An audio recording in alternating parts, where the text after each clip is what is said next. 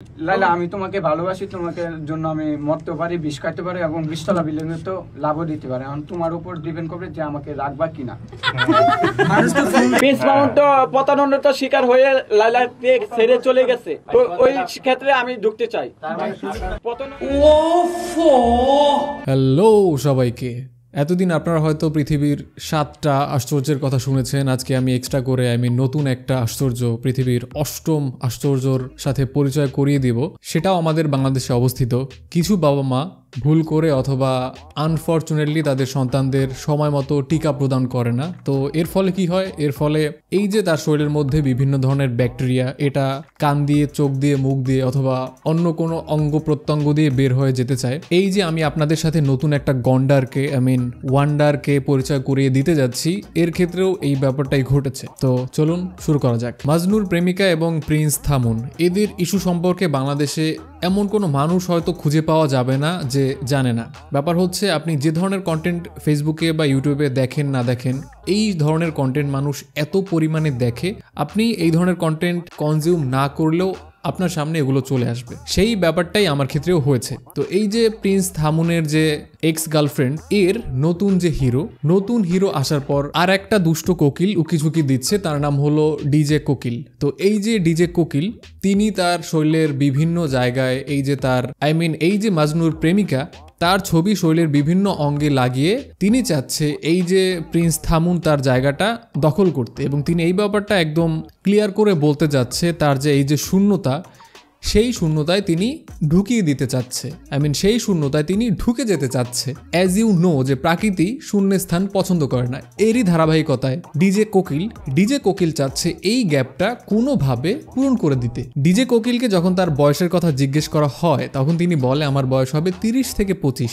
ওখানে যে ব্রেনলেস সাংবাদিকরা ছিল, তারা বলতেছে এই ছেলের বয়স হবে সর্বোচ্চ 11 থেকে 12। তো এই যে দুধের বাচ্চা, যে কিছুদিন আগেও ফিটার নিয়ে দৌড়দৌড়ি করেছে, তিনি চাচ্ছে এই যে মাজনুর এক্স প্রেমিকা অথবা লায়লা বলতে পারেন, তার বয়স হবে 55-র মতো। তো আম্মুর বয়সী একজন মহিলাকে তিনি পাগলের মতো ভালোবাসে। তারই ফলস্বরূপ তিনি কি করতে চায়?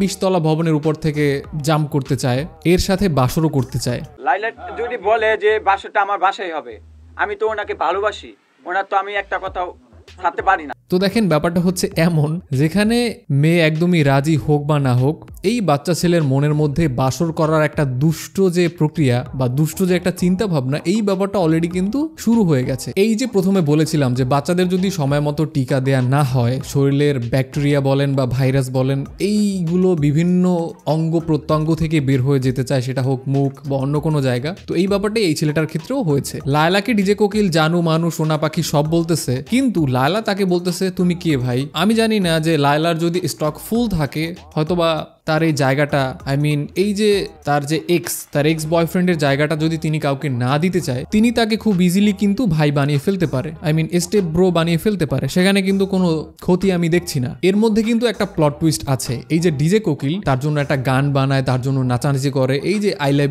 ইউ যা আছে সবকিছু বলে। এরপরে তার একজন প্রেমিকা উদিত হয়। এখন তার ভাষ্যমতে এই যে ডিজে কোকিলের প্রেমিকা হলো তিনি, তার সাথে লম্বা সময়ের একটা সম্পর্ক ছিল, তাকে রেখে তিনি এখন এই যে লায়লার সাথে সম্পর্কে জড়াতে চায়। বাট এই ব্যাপারটার যদিও কোনো প্রমাণ নেই, বাট এই যে অ্যাটেনশন পাওয়ার একটা দুষ্ট টেকনিক, এই টেকনিকটা আমার ভালো লেগেছে।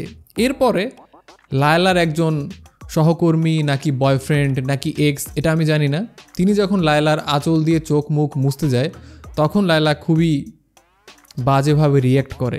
তারপরেই এই ছেলেটা তাকে জানায় তোমাকে বাসায় গিয়ে ধরবো। আমার প্রশ্ন হলো, ভাই তুমি কি ধরবা?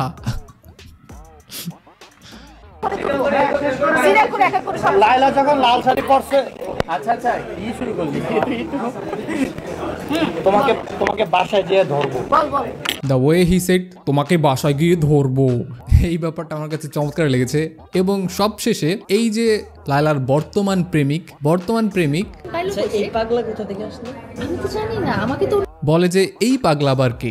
এটা বলার মাধ্যমে তিনি মনে মনে নিজেকে পাগলা আল্ট্রা প্রো ম্যাক্স দাবি করে। সো এই ছিল পুরো ইস্যুটা। আমি জানি যে এসব কন্টেন্ট আমার মতো আপনারাও খুব বেশি একটা পছন্দ করেন না। আবার এই ইস্যুটা নিয়ে আসলে অসংখ্য কন্টেন্ট ইউটিউবে বলেন বা ফেসবুকে বলেন ছড়িয়ে গেছে। তো আমি চাই না যে আপনারা এত কন্টেন্ট দেখে সময় নষ্ট করেন। আমি চাই আপনারা আমার কন্টেন্ট দেখেন। সো এই ছিল আজকের ভিডিও। যদি ভিডিওটা নিয়ে আপনার কোনো মতামত থাকে দেন ডেফিনেটলি কমেন্টে আমাকে জানাবেন। ভিডিওটা দেখার জন্য অসংখ্য ধন্যবাদ। এই চ্যানেলে আপনি যদি প্রথমবার হয়ে থাকেন দেন অবশ্যই চ্যানেলটি সাবস্ক্রাইব করে দিবেন। আপনার সাথে দেখা হচ্ছে খুব শীঘ্রই। Till then tata. My love, you are my love, দিও না তোমার প্রেমে এনেছি গোলাপ। ইস